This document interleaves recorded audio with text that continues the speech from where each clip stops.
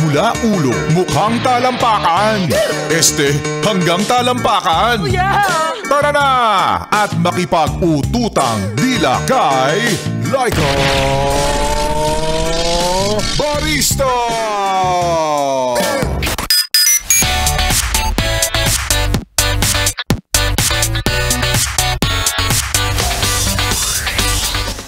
Gaway-gaway para sa'yo, yes, friend, na manggagamit. Ang bigat kagad ng entrada, kaka-intro pa lang. Oo, manggagamit baka mo. Yung kaibigan na tatabi lang kapag may exam, yung kaibigan na lalapit lang kapag may kailangan, at higit sa lahat, nagre-reach out lang sa'yo kapag mangungutang. Marami kayo niyan. Diba? May ganyan ka bang kakilala na kaibigan?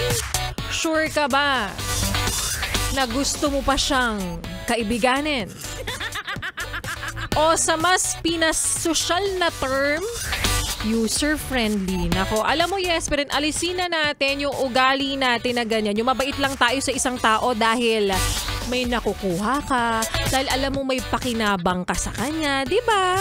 Well, minsan, may mga pagkakataong ganun sa umpisa, ganun yung mindset mo. Ay, ito dapat yung mga nilalapitan ko, ito dapat yung mga kinakaibigan, kinakausap.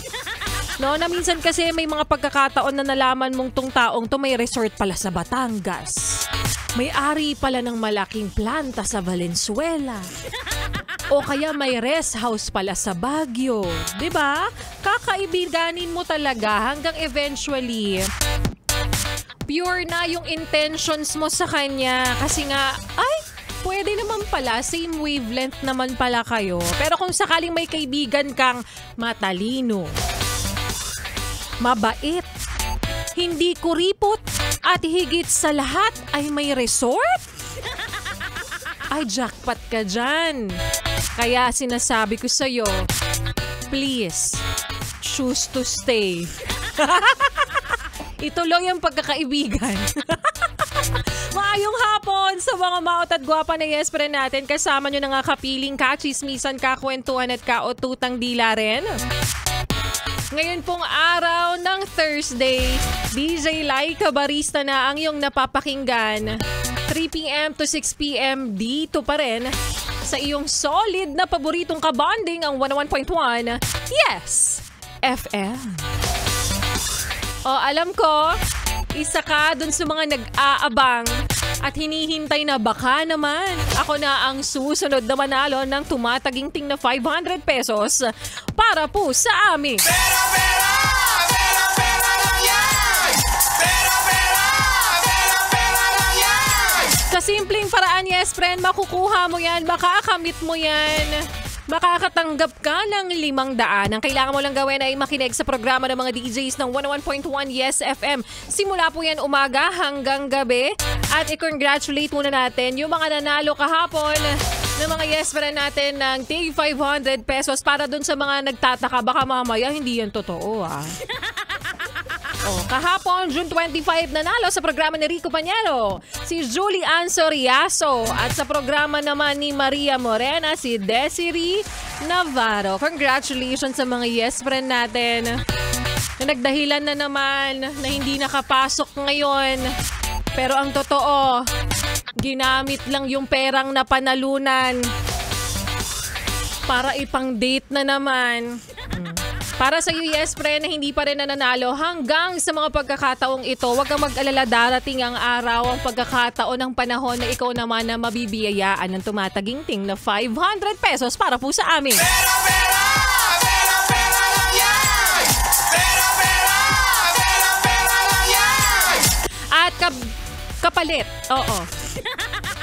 At kapalit, yes friend, ng mga ipinamimigay po namin dito, simpleng-simple lang tulad ng ginagawa mo ngayon, tulad ng napapakinggan mo ngayon, huwag mo nang ilipat ang iyong stasyon. Huwag mo na rin ipihit pa ang iyong talapitan sa kalaban dahil mamaya sa aking pagbabalik.